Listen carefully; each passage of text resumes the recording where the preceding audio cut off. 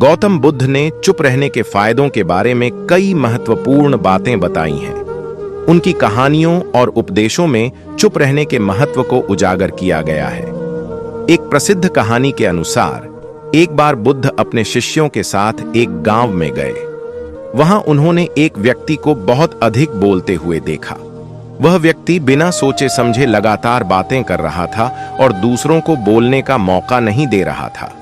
बुद्ध ने अपने शिष्यों से कहा, इस व्यक्ति को देखो, यह बिना मतलब के इतनी बातें कर रहा है। इससे न तो इसे कोई लाभ होगा और न ही दूसरों को। उन्होंने आगे कहा, जो व्यक्ति चुप रहता है वह अधिक बुद्धिमान होता है।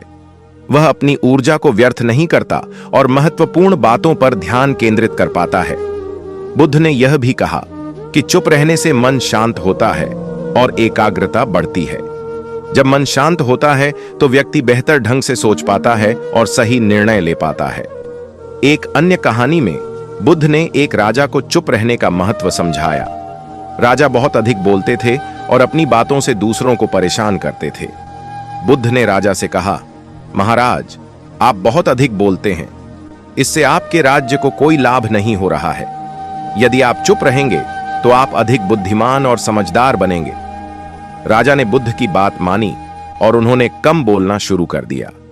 धीरे धीरे उनका मन शांत हो गया और उनकी एकाग्रता बढ़ गई। इससे उन्हें अपने राज्य को बेहतर ढंग से चलाने में मदद मिली। इन कहानियों से हमें पता चलता है कि चुप रहने के कई फायदे होते हैं। चुप रहने से मन शांत होता है, एकाग्रता बढ़ती है और व्यक्ति अधिक बुद्धिमान बनता है। इसलिए हमें अपने जीवन में चुप रहने के महत्व को समझना चाहिए और इसे अपने जीवन में अपनाना चाहिए। चुप रहने से कई तरह के सकारात्मक प्रभाव होते हैं, जिनमें से कुछ इस प्रकार हैं। मानसिक शांति। जब आप चुप रहते हैं तो आपका दिमाग शांत होता है और आप तनाव से मुक्त होते हैं। यह आपको अधिक एकाग्र और रचनात्मक बनने में मदद कर सकता है। बेहतर संचार। जब आप चुप रहते हैं तो आप दूसरों की बात को ध्यान से सुनते हैं और समझते हैं। इससे आपके रिश्तों में सुधार होता है और आप बेहतर ढंग से संवाद कर पाते हैं। अधिक आत्मविश्वास। जब आप चुप रहते हैं तो आप अपनी बात को अधिक प्रभावी ढंग से रख पाते हैं। इससे आपका आत्मविश्वास बढ़ता है और आप दूसरों पर अधिक प्रभाव डालते हैं। अधिक सम्मान। जो लोग चुप रहते हैं उन्हें अक्सर अधिक बुद्धिमान और समझदार माना जाता है। इससे समाज में उनका सम्मान बढ़ता है। अधिक सफलता। जो लोग चुप रहते हैं वे अक्सर अपने लक्ष्यों को प्राप्त करने में अधिक सफल होते हैं। वे अधिक धैर्यवान और दृढ़ निश्चयी होते हैं और वे अपने लक्ष्यों पर ध्यान केंद्रित करने में सक्षम होते हैं। अपने विचारों को समझने में मदद। जब आप चुप रहते हैं तो आपके पास अपने विचारों और भावनाओं पर ध्यान केंद्रित करने का अधिक समय होता है। यह आपको खुद को बेहतर ढंग से समझने में मदद कर सकता है। दूसरों को सुनने का मौका। जब आप चुप रहते हैं तो आप दूसरों को बोलने और अपनी बात कहने का मौका देते हैं। इससे आपके रिश्ते मजबूत होते हैं और आप दूसरों के दृष्टिकोण को बेहतर ढंग से समझ पाते हैं। चुप रहने के कई तरीके हैं। आप कुछ समय के लिए अकेले बैठकर या प्रकृति में घूमकर चुप रह सकते हैं। आप मौन व्रत भी रख सकते हैं या ध्यान और योग का अभ्यास कर सकते हैं। यह याद रखना महत्वपूर्ण है कि चुप रहने का मतलब यह नहीं है कि आप हमेशा चुप रहें। आपको अपनी बात को भी व्यक्त करना चाहिए, लेकिन आपको इसे सही समय और सही तरीके से करना चाहिए। चुप रहकर लक्ष्य को प्राप्त करना सुनने में विरोधाभासी लग सकता है, क्योंकि सफलता के लिए अक्सर प्रभावी संचार को महत्वपूर्ण माना जाता है। लेकिन चुप रहने की शक्ति का सही इस्तेमाल करके आप अपने लक्ष्यों को निश्चित रूप से प्राप्त कर सकते हैं। यहाँ कुछ तरीके दिए गए हैं। अपने विचारों को स्पष्ट करें। चुप रहने से आपको अपने विचारों पर मनन करने और उन्हें स्पष्ट करने का समय मिलता है। जब आप शांत होते हैं तो आप बेहतर ढंग से समझ पाते हैं कि आप क्या चाहते हैं और उसे कैसे प्राप्त कर सकते हैं। अपने लक्ष्यों को लिखकर या उनके बारे में सोचकर आप एक ठोस योजना बना सकते हैं। ध्यान केंद्रित करें। शोर और डिस्ट्रैक्शन से दूर रहकर आप अपनी एकाग्रता को बढ़ा सकते हैं।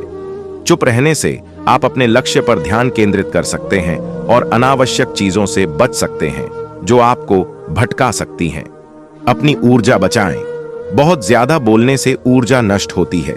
चुप रहने से आप अपनी ऊर्जा को बचाकर अपने लक्ष्य को प्राप्त करने के लिए उसका इस्तेमाल कर सकते हैं। दूसरों को ध्यान से सुनें। चुप रहकर आप दूसरों की बातों को ध्यान से सुन सकते हैं और उनसे सीख सकते हैं। यह आपको नई जानकारी और दृष्टिकोण प्राप्त करने में मदद कर सकता है, जो आपके लक्ष्य को प्राप्त करने में सहायक हो सकता है। शांत रहकर माता पिता की सेवा कई तरीकों से की जा सकती है। शारीरिक सेवा के साथ साथ भावनात्मक और मानसिक रूप से शांत रहकर आप उनकी और भी बेहतर देखभाल कर सकते हैं। यहाँ कुछ सुझाव दिए गए हैं। शारीरिक सेवा। ध्यान से सुनें। कई बार माता पिता सिर्फ अपनी बातें किसी से कहना चाहते हैं। शांत रहकर उनकी बातों को ध्यान से सुनें, भले ही वे बार बार वही बातें दोहरा रहे हों। यह उन्हें भावनात्मक रूप से सहारा देगा।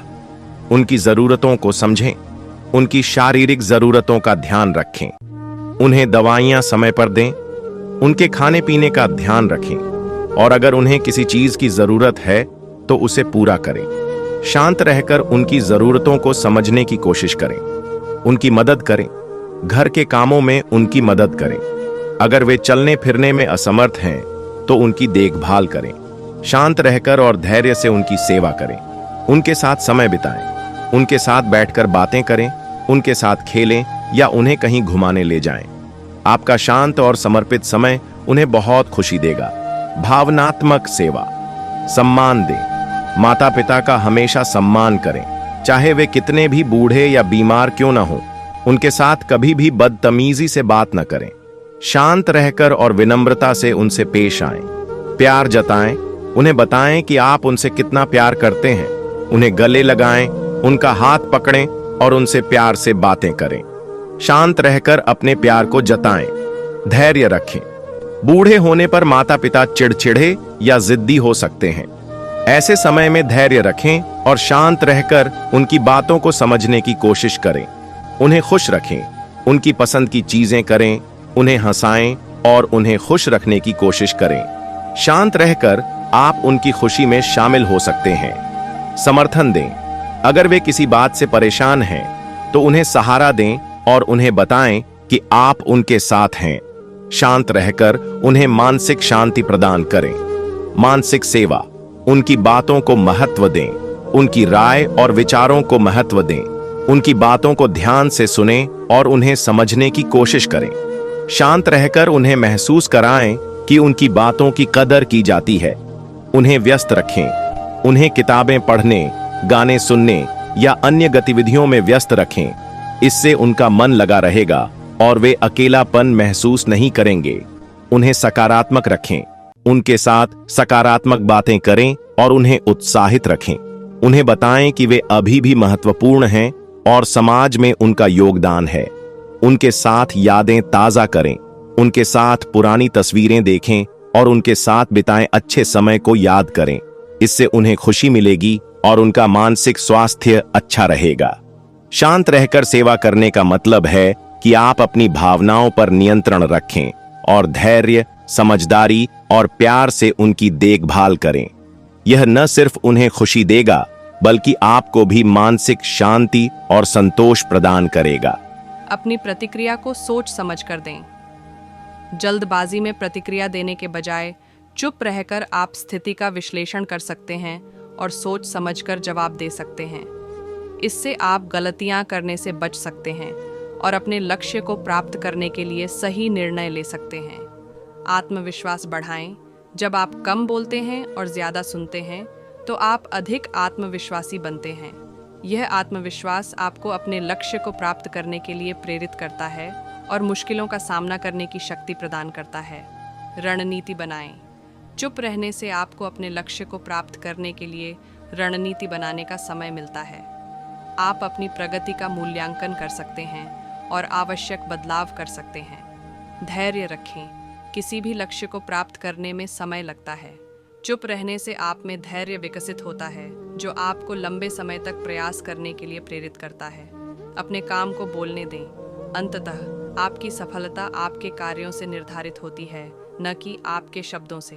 चुप रहकर अपने काम पर ध्यान केंद्रित करें और अपनी सफलता को खुद बोलने दें। चुप रहने का मतलब ये नहीं है कि आप बिल्कुल न बोलें। इसका मतलब है कि आप सोच समझकर बोलें, अनावश्यक बातों से बचें और अपनी ऊर्जा को अपने लक्ष्य को प्राप्त करने में लगाएं। ज़्यादा बोलने के कई नकारात्मक परिणाम हो सकते हैं, जिनमें से कुछ इस प्रकार हैं। ऊर्जा की हानि। बहुत ज़्यादा बोलने से शारीरिक और मानसिक ऊर्जा की खपत होती है। इससे थकान महसूस हो सकती है और आप अन्य महत्वपूर्ण कार्यों के लिए ऊर्जा नहीं बचा पाते हैं। समय की बर्बादी। अनावश्यक बातें करने से आपका और दूसरों का समय बर्बाद होता है। इस समय का उपयोग आप अधिक उत्पादक कार्यों में कर सकते हैं। गलतफहमी। ज़्यादा बोलने से अक्सर गलतफहमी पैदा हो जाती है। आप कुछ ऐसा कह सकते हैं जिसका गलत अर्थ निकाला जा सकता है, जिससे रिश्ते खराब हो सकते हैं। भरोसे की कमी। जो लोग बहुत ज़्यादा बोलते हैं, उन पर अक्सर लोग कम भरोसा करते हैं। ऐसा इसलिए है क्योंकि ज़्यादा बोलने वाले लोगों को अक्सर अपनी बातों को गंभीरता से नहीं लेते हुए माना जाता है।